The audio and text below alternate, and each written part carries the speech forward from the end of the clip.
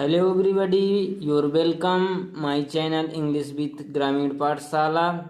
Today I would like to discuss about figure of speech and how to use figure of speech in this poem and prose.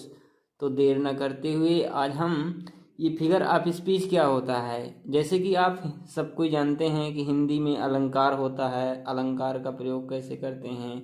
अलंकार का प्रयोग जैसे जिस प्रकार से नारी की सुंदरता बढ़ाने के लिए नारी की सुंदरता बढ़ाने के लिए आभूषण या गहनों का प्रयोग किया जाता है, उसी प्रकार से काव्य की सुंदरता बढ़ाने के लिए अलंकार का प्रयोग किया जाता है, तो उसको अलंकार कहते हैं। ठीक है, तो उसी प्रकार से जिस प्रकार हिंदी में अलंकार होता है तो उसी प्रकार से अंग्रेजी में भी अलंकार होता है। तो आप इसके पहले शायद जानते हो या नहीं, कोई बात नहीं, पर फिर भी हम आज इस वीडियो में आपको अलंकार के बारे में बताएंगे। फिर उसको बोलते हैं figure of speech. Figure of speech means अलंकार होता है। ठीक है, फिर हम पहले नंबर पे चलते हैं। एक सिमिली, इस सिमिली ये अलंकार है। ठीक है, SIMILE सिमिली, इसको उपमा अलंकार, हिंदी में आप उपमा अलंकार पढ़े ही होंगे, तो इसके बारे में देखते हैं इसको क्या कैसे करेंगे, है ना। तो उपमा सिमिली क्या होता है कि comparison between two different things, indirect comparison. इसमें जो होता है तो कंपैरिजन कैसे होता है, इनडायरेक्ट होता है और दो डिफरेंस थिंग का होता है। ठीक है, डिफरेंस थिंग कैसे होते हैं, जैसे आदमी आदमी का कंपैरिजन नहीं, चीज़ का कंपैरिजन नहीं।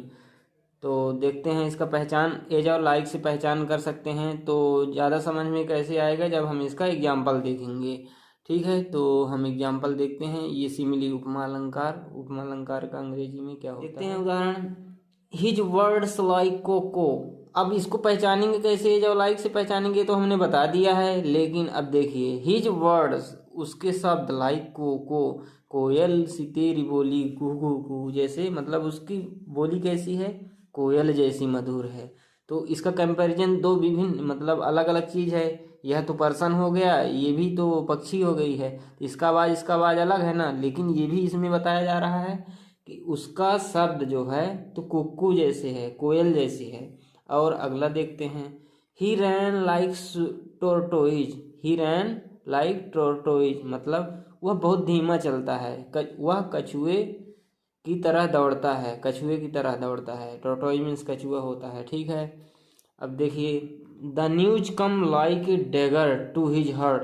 अब देखिए क्या बोलता है, क्या न्यूज आता है तो न्यूज आ जाता है, लेकिन क्या खंजर की तरह आता है कि तुमको चोट पहुंचा देगा। लेकिन फिर भी यहाँ सिमिली का प्रयोग किया गया है, इसको अलंकार मतलब काव्य को, पोएम को चार चांद लगाने के लिए यहाँ सिमिली का प्रयोग किया गया है। The news come like a dagger to this heart, his heart. The news come मतलब न्यूज आता है, लाइक ए डैगर खंजर की तरह आता है और उसको हृदय में चोट पहुंचाता है। अब एक और उदाहरण दिखाते हैं आपको। He fought like a lion. वह शेर की तरह लड़ाई करता है, वह शेर की तरह करता है लड़ाई। क्या और कोई शेर की तरह करेगा, लेकिन इसमें बढ़ाया है बात को, उसकी कंपैरिजन किया है। तो अब ये सिमिली हुआ हमारा कि दो डिफरेंस थिंग में कंपैरिजन करते हैं। अब चलते हैं दूसरे टॉपिक की। दूसरा अलंकार में आ गए हैं हम, मेटाफर। इसका क्या नाम है, मेटाफर। मेटाफर हिंदी में जान लो रूपक अलंकार। रूपक अलंकार पढ़े ही होंगे हिंदी से, उसी तरह अंग्रेजी में भी मेटाफर होता है। इस जैसे सिमिली में कंपैरिजन पहले बताए थे, कंपैरिजन किया जाता है तो उसमें लाइक और एज का प्रयोग किया जाता है, उससे पहचान जाएंगे कि हाँ ये सिमिली है। लेकिन इसमें लाइक और एज का प्रयोग नहीं किया जाता है, इसमें डायरेक्ट बोल दिया जाता है। जैसे उसमें क्या बोले थे हम कि he fought like a lion, ठीक है ना, लेकिन उसमें हम बोल देंगे ही इज लायन, यह वह शेर है, वह शेर के जैसा है नहीं, वह शेर है। तो इसमें भी दो डिफरेंस थिंग का कंपैरिजन किया जाता है। दो डिफरेंस मतलब दो अलग अलग हों जिसका कंपैरिजन, इसमें कंपैरिजन होता है लेकिन इसमें डायरेक्ट कर दिया जाता है। देखिए अब उसमें क्या बोले थे हम कि ही वाज टॉर्टोइज, नहीं, उसमें बोले थे कि ही रन लाइक टॉर्टोइज, वह टॉर्टोइज की तरह दौड़ता है। लेकिन इसमें क्या बोले कि ही वाज टॉर्टोइज, वह कछुआ खुद है। वह मतलब डायरेक्ट इसमें बोल दिए कि वह कछुआ है, तुम कितने ठंड हो यार, मतलब तुम कितना धीमा काम कर रहे हो, ऐसा है ना, अपनी भाषा में बोल देंगे। The news was a daggers to his heart. अब इसमें डायरेक्ट बोल दिए कि न्यूज जो है तो कितना खतरनाक है, डैगर की तरह उसके हर्ट को चोट पहुंचाए, लेकिन उसमें क्या बोले थे, the news was like a dagger, मतलब वो डैगर के जैसे आता है न्यूज उसके खतरनाक, ये बता दिए। अब दूसरा उदाहरण देखते हैं, my teacher is an angel. My teacher कैसे दिखती है, परी के जैसी। My teacher is an angel, angel मतलब होता है परी, परी के जैसे। माई टीचर कैसे दिखते हैं, परी के जैसे। तो ये कोई कहा वो नहीं है, इसमें चार चांद लगाने के लिए ऐसे किया जाता है, बातों को बोला जाता है, उसको सुंदरता बढ़ाने के लिए किया जाता है। तो अब देखिए, अब अगला उदाहरण देखिए, camel is the ship of desert. Camel को क्या बोल दिया, शिप ऑफ डेजर्ट। शिप मतलब जहाज, डेजर्ट रेगिस्तान का जहाज। कैमल को क्या कहा गया, रेगिस्तान का जहाज, डायरेक्ट कह दिया। लेकिन ये नहीं कहा, यदि लाइक एज होता तो हम मान लेते कि सिमिली है, लेकिन इसमें डायरेक्ट बोल दिए कैमल।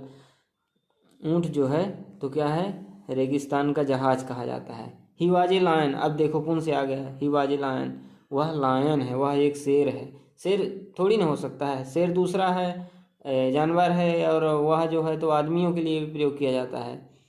तो अब ये है तो आपको सिमिली और मेटाफर समझ में आ गया होगा। अब हम दूसरे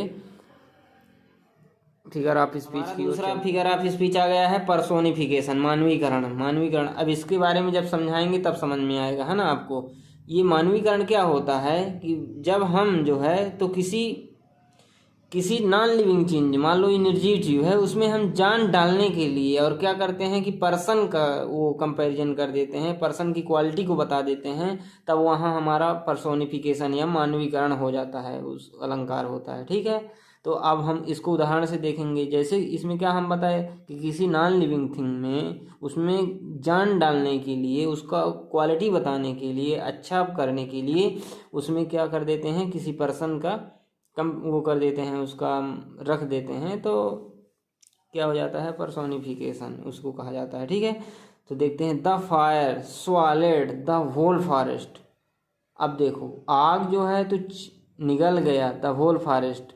क्या आग पूरे जंगल को निगल जाएगा, निगलता कौन है, आदमी निगलते हैं, जानवर निगलते हैं, क्या आग वो निगल लेगा, नहीं निगलेगा। लेकिन उसमें कहा कैसे जा रहा है, कहा जा रहा है कि ये फायर जो है तो पूरे जंगल को निगल गया, होल फॉरेस्ट पूरे जंगल को निगल गया। पूरे जंगल को कैसे निगलेगा भाई, ये तो इसमें जान डालने के लिए बोला गया है कि वो निगल गए। निगलता तो जीव, सजीव लोग ना है, लेकिन इन्हें जीव में डाला है। अब देखिए दूसरा एग्जाम्पल में समझेंगे आपकी पर्सोनिफिकेशन क्या है। द स्टार्स तारे were playing hide and seek with cloud. ये क्लाउड है, आपको मीनिंग समझ में, हाँ। तो stars were playing hide and seek with cloud. अब तारे क्या करते हैं, बादलों में प्लेइंग मतलब खेल रहे हैं, हाइड एंड सीक लुका छिपी, जैसे छोटे बच्चे नहीं खेलते हैं, तो उस तरह से तारे जो हैं तो आकाश में बादल में खेलते हैं लुका छिपी। अब बताइए वो तारे क्या सजीव चीज़ है, नहीं है ना, फिर भी इसमें जान डालने के लिए निर्जीव चीज़ है, फिर भी उसमें जान डालने के लिए सजीव का बात कहा गया है, सजीव का थॉट का विचार रखा गया है इसमें, तो यह जो है तो पर्सोनिफिकेशन अलंकार हो गया इसमें।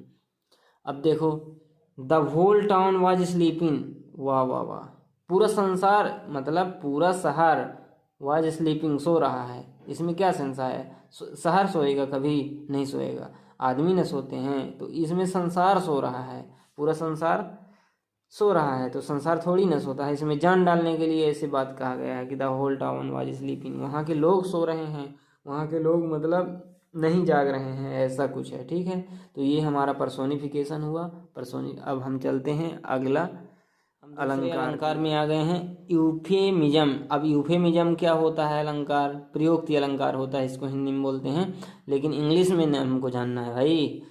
तो इंग्लिश में क्या होता है, यूफेमिज्म क्या होता है, a way of speaking unpleasant thing in a pleasant manner.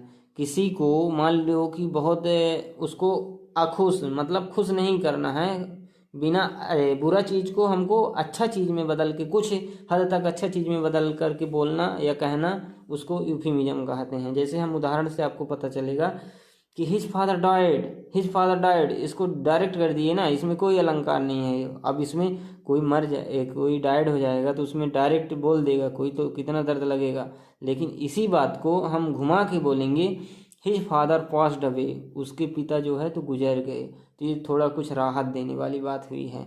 ऐसे बोल देंगे कि हिज फादर डाइड, वह मर गए हैं उसके पिता, ये कोई अच्छा बात हुआ ना। तो यूफिमिज्म इस अलंकार में क्या होता है कि अनप्लीजेंट, मतलब जो अनप्लीजेंट ना कहने वाली बात हो, खुश कर देने वाली बात ना हो, तो उसको थोड़ा प्लीजेंट वे में बोलना, ये यूफिमिज्म कहलाता है। ठीक है, अब एक और उदाहरण देखिए, डोंट टेल मी लाई, ये तो डायरेक्ट बोल दिया ना, डोंट टेल मी लाई, मुझे झूठ मत बोलो तुम। तो इसमें से अब दूसरा देखेंगे, दूसरा नहीं है, वही है, डोंट टेल मी लाई, झूठ मुझे मत बोलो। अब डोंट, इसी को दूसरे बात में कह रहे हैं, don't tell me a fairy tale, मतलब कि परियों की कहानी, फेयर टेल मीन्स परियों की कहानी हमें मत सुनाओ, इसका मतलब यही ना हुआ, डोंट टेल मी लाई, झूठ मत बोलो। उसी बात को घुमा करके बोला है, लेकिन खुश में, इसमें तो डायरेक्ट बोल दिया झूठ मत बोलो, इसमें तो कोई नाराज हो जाएगा ना, तो अलंकार का प्रयोग बढ़िया से किया है। अब चलते हैं हम आपको दूसरे अलंकार की ओर। दूसरे अलंकार में आ गए हैं, इसका नाम है ऑक्सीमोरम। अब ऑक्सीमोरम को समझेंगे, पहले यूफिमिज्म को समझ गए, पर्सोनिफिकेशन को समझ गए, अब ऑक्सीमोरम को समझेंगे। ठीक है, क्या है oxymoron? A speech in which two words contradict each other. इसमें क्या होता है ऑक्सीमोरम में, ये विरोधाभास होता है। इसमें दो वर्ड्स आएंगे लेकिन दूसरे एक दूसरे के अपोजिट होंगे। जैसे प्रेटी अगली, मतलब वो सुंदर भी है कुरूप भी है, तो इसको डायरेक्ट बोल दिया, लेकिन इसमें अटपटा जाएगा, सामने वाला पढ़ने से समझने से अटपटा जाएगा। तो क्या हम बताए कि जब दो भी डिफरेंट वर्ड्स उसका जो है तो अलग अलग हो, कंट्राडिक्ट हो, विरोधाभास हो, तो उसमें जो है तो ऑक्सीमोरम होता है। अब उदाहरण की तो से देखेंगे, सी इज प्रेटी अगली, वो पढ़ेगा पहले इसको तो क्या बोलेगा कि वह जो है तो सुंदर भी है कुरूप भी है, लेकिन ऐसा बात नहीं है। फिर भी प्रेटी जो है तो ये एडवर्ब का काम, एडजेक्टिव का काम करता है, तो प्रेटी मीन्स काफ़ी भी होता है, जैसे क्वाइट। ठीक है, तो प्रेटी मीन्स काफ़ी, तो वह सी इज प्रेटी अगली, वह काफ़ी कुरूप है। ठीक है, ही वॉज फाउंड मिसिंग, मतलब इसमें भी विरोधाभास है। देखिए, ही वॉज फाउंड, प्राप्त भी किया, और मिसिंग, चूक भी गया, तो इसमें आ रहा है ना विरोधाभास, तो यही विरोधाभास है। ठीक है ना, इसमें दो वर्ड्स आएंगे लेकिन दोनों वर्ड जो है तो विपरीत होंगे। ठीक है, नेचुरल एक्टिंग, प्राकृतिक, नेचुरल भी है और एक्टिंग भी है, मतलब सही भी है और एक्टिंग भी करती है, ऐसे नहीं चलेगा ना, ये तो ऑक्सीमोरम का हुआ। ठीक है, ओरिजिनल कॉपी, अब ओरिजिनल भी है और कॉपी भी है, ये विरोधाभास हुआ ना, दोनों मतलब इसके और ये इसके विपरीत में जा रहा है। ठीक है, तो अब आपको ऑक्सीमोरम समझ में आ गया होगा कि मतलब इसमें दो वर्ड्स एक दूसरे के विपरीत होते हैं। अब हम चलते हैं दूसरे अलंकार की ओर चलते हैं, इसका नाम है hyperbole.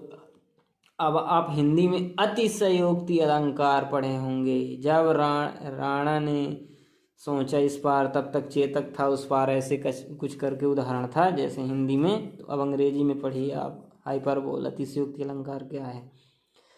It is the extreme exaggeration of idea to lay emphasise on catch the reader's attention. इसमें जो है तो जो पढ़ने वाला है उस चीज़ को, उस अलंकार को, तो उसमें से जो पढ़ने वाला है तो उसका अटेंशन, ध्यान को आकर्षित करने के लिए, जोर डालने के लिए इस अलंकार का प्रयोग किया जाता है। ठीक है, तो हाइपरबोल अतिशयोक्ति अलंकार मतलब कि हिंदी में जैसे आप पढ़े होंगे किसी को बढ़ा चढ़ा करके कहा जाता है, जैसे कि वही बताए तो अभी, राणा ने सोचा इस पार तब तक चेतक था उस पार, तो उसी तरह से इसमें भी किया जाता है, अंग्रेजी में भी। ठीक है ना, इसका प्रयोग। I have not met him for a long time. अब देखिए, इसको एक बात को कैसे कह रहा है, I have not met him for a long time, मैं उससे बहुत लंबे समय से नहीं मिल सका। अब इसी बात को देखना कितना बढ़ा चढ़ा के बोलेगा, बढ़िया कायदे से ससुरा। I have not met him since ages, बाप रे बाप, आई हैव नॉट, मैं नहीं मिल सका, हिम उससे, सिंस एजेज, कई सालों से उससे नहीं मिल सका। वो लंबे समय तो डायरेक्ट बोल रहा है, लेकिन ऐसे इसमें बोल रहा है कि मैं उसे लंबे समय से मतलब कई वर्षों से, एजेज वर्षों से नहीं मिल सका। ये तो हाइपरबोल हुआ ना, इसमें हाइपर है, इसके ऊपर चढ़ा बढ़ा के बोलता है साला। अब देखते हैं, अब अगला वो उदाहरण से समझेंगे कि पर्सोनिफिकेशन क्या है, ठीक है ना। अब देखिए, ही रैन फास्ट, वह बहुत तेज दौड़ता था। ही रैन फास्ट, बहुत तेज दौड़ता था। इसी बात को हम देखना घुमाएंगे ना। He ran faster than the speed of light, बाप रे बाप। ही रैन, वह दौड़ता है, faster than the speed of light, वह लाइट की तरह तेज दौड़ता है। लाइट कितना स्पीड में जाता है मालूम है? अभी यहाँ से करने छुआ है तो वहाँ पूरा संसार में पहुँचा दिया, तो इतना कोई दौड़ लेगा? लेकिन इसमें कहा गया है, इसको बढ़ा चढ़ा करके बोला है, he ran faster than the speed of light, वह लाइट की स्पीड के बराबर दौड़ता है। अब देखना दूसरा उदाहरण, आई है told you so money time. अब इसमें डायरेक्ट है ये इसमें डायरेक्ट बोल दिया तो इसमें कोई मज़ा नहीं आया, ठीक है ना। जब इसमें अलंकार का प्रयोग करेगा तब मजा आएगा। क्या कह रहा है? आई है told you so money time, मैंने उसको कई समय से, लंबे समय से कह रहा हूँ, है ना। लेकिन अब इसमें देखना, आई है told millions time, million time, अरे बाप रे। कोई लाख बार कोई किसी से बोलेगा? नहीं बोलेगा। कई बार बोल सकता है, लेकिन लाख बार कैसे बोलेगा भाई? नहीं बोलेगा। तो फिर भी इसमें अलंकार का प्रयोग किया जा रहा है, पर हाइपरबोल का प्रयोग किया गया है, ठीक है।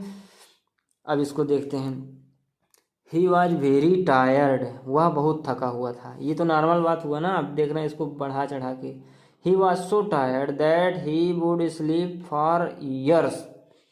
अब देखो इसको कैसा बोल रहा है, ही वॉज सो टायर्ड, वह बहुत थका था, ऐसा थका था कि ही कुड स्लीप, वह सो सकता था, फॉर ईयर्स, वर्षों तक सोएगा। वह कैसे सोएगा? वर्षों तक सोएगा। इतना थक गया सारा कि वर्षों तक सोएगा। अब इसमें हाइपर बोल है ना, हाइपर मतलब हाइपर से ही पता चलता है, इसके नाम से ही पता चलता है कि कौन सा अलंकार है, ठीक है। तो आपको हाइपर बोल समझ में आ गया, जिसमें ज़्यादा मज़ा आया। अब दूसरे अलंकार की ओर हम दूसरे अलंकार में आ गए हैं, इसका नाम है पन। तो आज हम पन को समझेंगे अभी।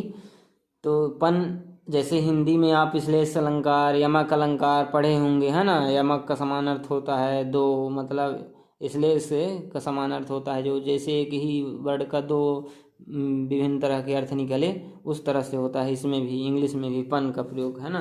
पन जो है तो ह्यूमरस भी होता है। और जैसे हम एक उदाहरण हिंदी में बताते हैं आपको कि चरण धरत चिला करत चितवत चारहूं और, सुवर्ण की चोरी करत कभी व्यभिचारी चोर। तो चरण धरत चिला करत, इसमें भी जैसे हिंदी में समझाया गया है एक ही शब्द का, ठीक है ना। चरण धरत, उसमें से कवि भी होता है, चोर भी होता है, और भी होते हैं, ठीक है ना। तो ठीक उसी प्रकार से हम चलिए इंग्लिश में चलते हैं।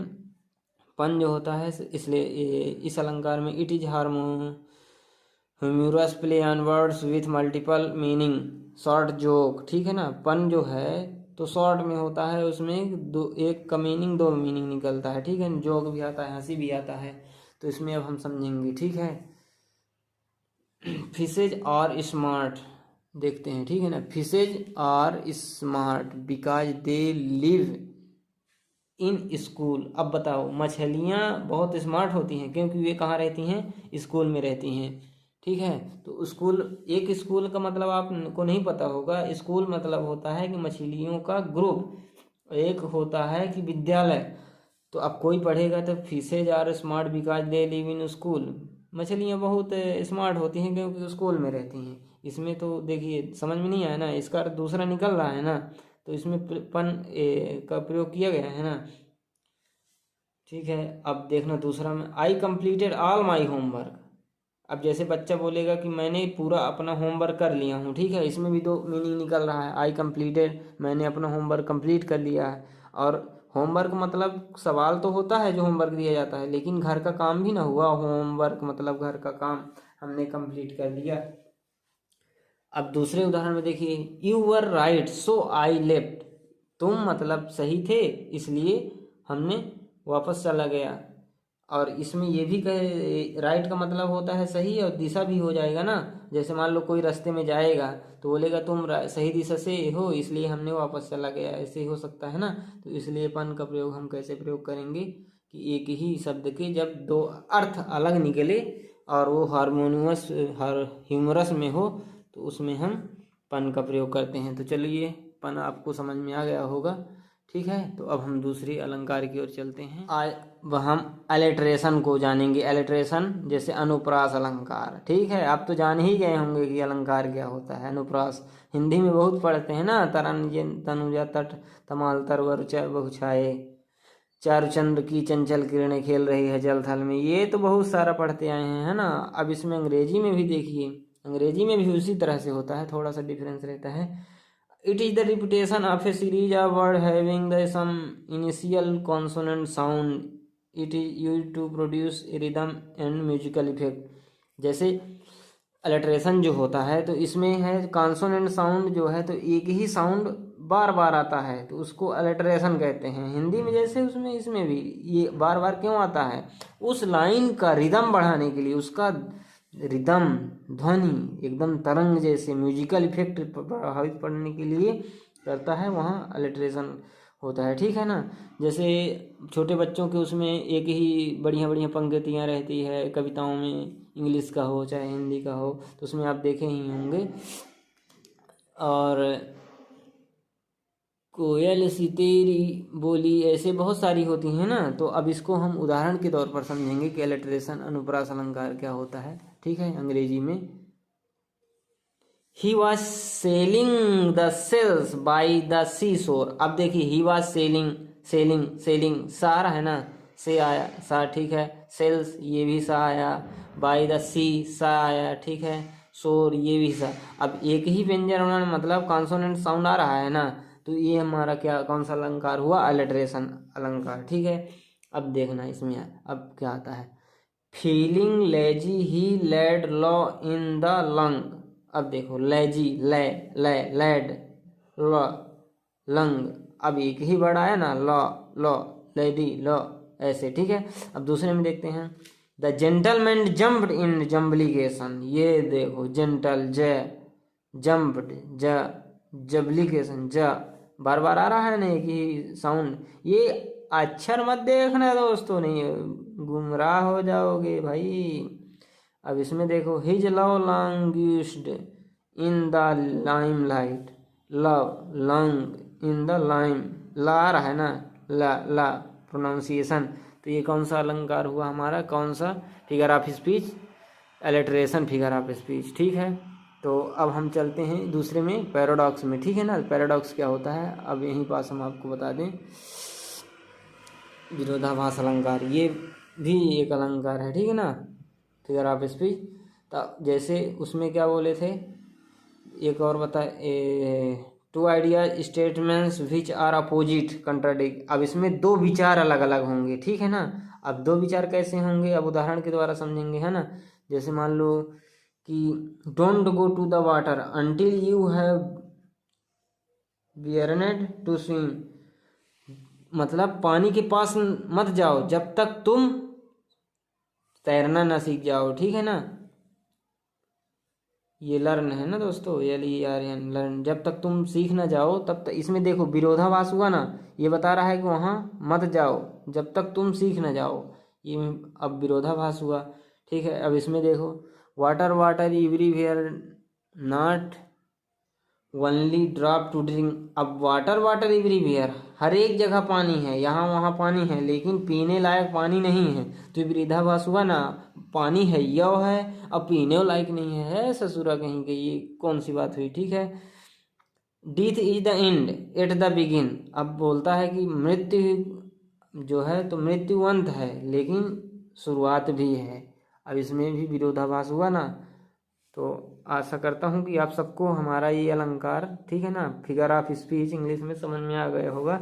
यदि आपको समझ में आ गया होगा, यदि ना आया हो, ठीक है ना, तो इसको दोबारा से देखें और हमारी वीडियो को लाइक एंड सब्सक्राइब करें, ताकि हमारा भी मोटिवेशन बढ़े और हम नया वीडियो लेकर आएँ। करें, सब्सक्राइब करें। Thank you for watching my